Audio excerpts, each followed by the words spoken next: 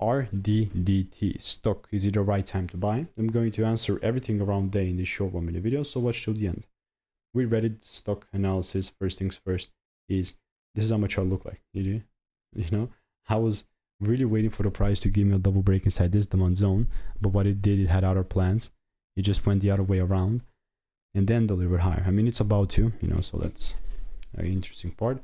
And just to be clear, I was not behind the chart to really be here and just trying, to catch the moves, even though this would have been amazingly great. But unfortunately, it was not here to do that. And now the way that I would approach RDDT is still super simple. I mean, these are my targeted highs.